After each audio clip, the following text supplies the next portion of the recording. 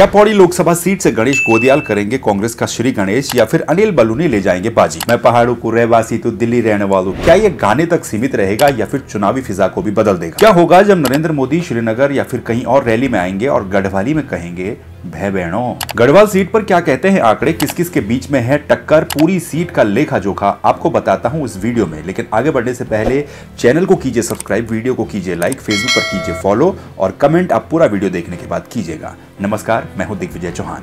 हेमवती नंदन बहुगुणा, भुवन चंद्र खंडूड़ी, तीरथ सिंह रावत, सतपाल महाराज, जिस लोकसभा सीट से जीतकर ऐसे ऐसे दिग्गज आते हों, उस लोकसभा सीट में कुछ तो खास बात होगी। पौड़ी गढ़वाल लोकसभा सीट या फिर यूं कह लें कि गढ़वाल लोकसभा सीट, ये वो सीट है जिसके अंतर्गत 5 जिले आते हैं। इन 5 जिलों में रुद्रप्रयाग, चमोली, पौड़ी गढ़वाल, टिहरी गढ़वाल का कुछ हिस्सा और नैनीताल का रामनगर वाला हिस्सा शामिल है। विधानसभाओं के हिसाब से देखें तो इस लोकसभा सीट में यानी कि गढ़वाल लोकसभा सीट में कुल 14 विधानसभाएं आती हैं। इनमें चमोली जिले की बद्रीनाथ, थराली और कर्णप्रयाग विधानसभा, रुद्रप्रयाग जिले की केदारनाथ और रुद्रप्रयाग विधानसभा, पौड़ी गढ़वाल जिले की यमकेश्वर, पौड़ी, श्रीनगर, चौपट्टाखाल, लैंसडाउन और कोटद्वार विधानसभा, तो वहीं नैनीताल जिले की रामनगर विधानसभा भी इसी सीट के अंदर आती है। इतने बड़े फैलाव वाली इस लोकसभा सीट का इतिहास सबसे पहले देख लेते हैं। साल 1957 के परिसीमन के बाद अस्तित्व में आई पौड़ी गढ़वाल लोकसभा सीट पे 1998 से पहले तक अगर देखें तो कांग्रेस के प्रत्याशी अच्छी खासी तादाद में जीतते हुए आते थे। याद रखिएगा, हेमवती नंदन बहुगुणा भी यहीं से चुनाव जीत करके आए थे।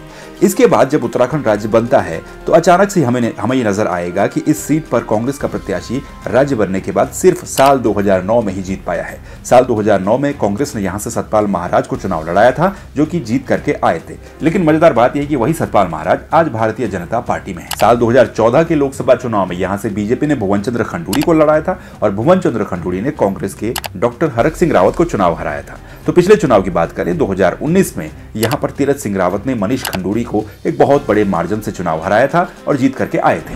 ये तो था इतिहास। अब जरा नजर डालिए आप आंकड़ों पर। साल 2019 के लोकसभा चुनाव को अगर बेस मानकर हम चले तो उस वक्त यहां पर कुल वोटर्स की संख्या थी 13,55,776, लेकिन वोटिंग यहां पर हुई थी लगभग 53%। 2019 के ही नतीजों पर नजर डालें तो बीजेपी के तीरथ सिंह रावत को यहां पर वोट पड़े थे 5,06,980 यानी कि 68% वोट। तो वहीं कांग्रेस के मनीष खंडूड़ी को वोट पड़े थे 2,04,311 वोट यानी कि मात्र 27% वोट। और हार जीत का जो अंतर था वो था 3,02,669 वोट।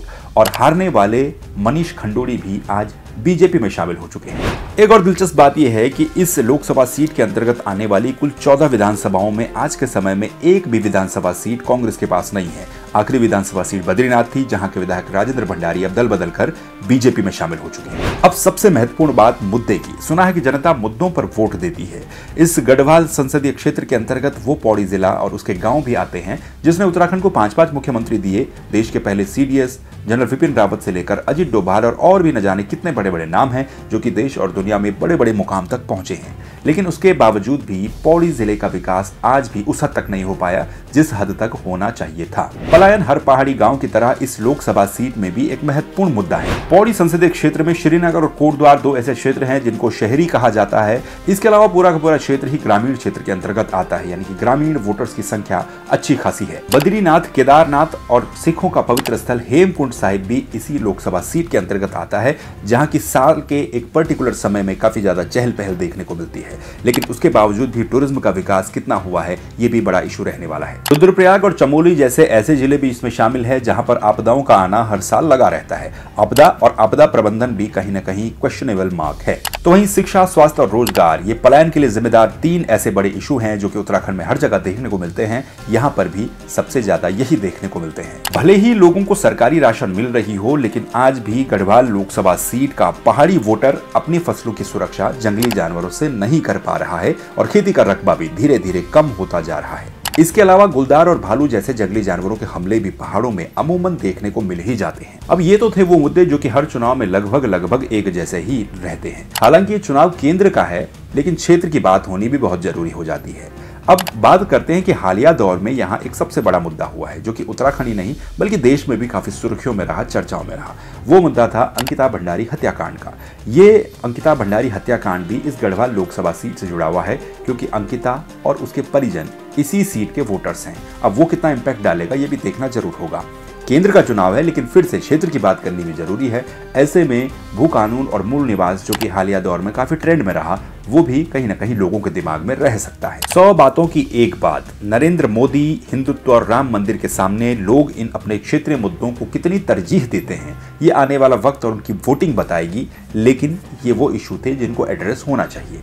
एक बड़ी दिलचस्प बात ये भी है, जो कि काफी लोगों के दिमाग में है, वो ये कि लोगों का कहना है कि जब प्रधानमंत्री नरेंद्र मोदी चुनाव प्रचार प्रसार के दौरान श्रीनगर या फिर आसपास कहीं आएंगे, रैली को संबोधित करेंगे और उस रैली में जब वो गढ़वाली में बोलेंगे भय बेणों, तो उसका कितना असर पड़ेगा, क्योंकि हमने पिछले चुनाव में भी देखा है कि असर तो पड़ता है।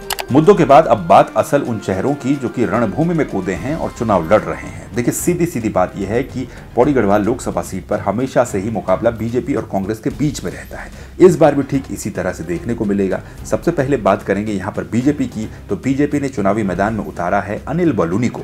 अनिल बलूनी प्रधानमंत्री नरेंद्र मोदी और अमित शाह के खासम खास माने जाते हैं। राज्यसभा के सांसद रह चुके हैं, बीजेपी के प्रवक्ता रह चुके हैं। हालांकि एक लंबे समय से वो दिल्ली में ही सक्रिय हैं, उत्तराखंड में सक्रिय नहीं है, लेकिन अब चुनाव लड़ने आए जरूर हैं। इसीलिए उनके खिलाफ कांग्रेस आजकल कैंपेनिंग में सौरभ मैठानी का चर्चित गाना मैं पहाड़ों को रहवासी तू दिल्ली रहने वाली, इसको ट्रेंड करवाया जा रहा है। अब कांग्रेस पर आप नजर डालिए। कांग्रेस ने यहां से चुनावी मैदान में उतारा है गणेश गोदियाल को।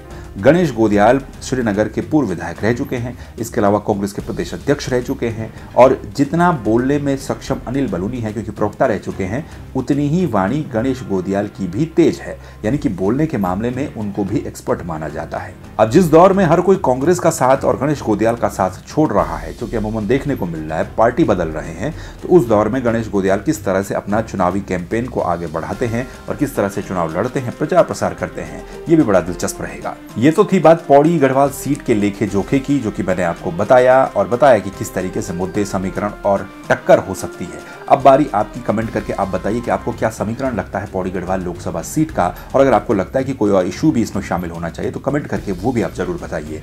और बहुत सारे लोग वीडियोस को देखते हैं लेकिन सब्सक्राइब नहीं करते, तो उनसे निवेदन है कि अगर आप सब्सक्राइब कर देंगे तो इसका चुनाव पर कोई भी असर नहीं पड़ने वाला है। इसलिए सब्सक्राइब भी जरूर करें, फेसबुक पर फॉलो भी जरूर करें, और साथ ही आप कहां से वीडियो देख रहे हैं वो भी जरूर बताइएगा। फिर मिलेंगे एक नई लोकसभा सीट के विश्लेषण के साथ और एक नए कंटेंट के साथ। नमस्कार।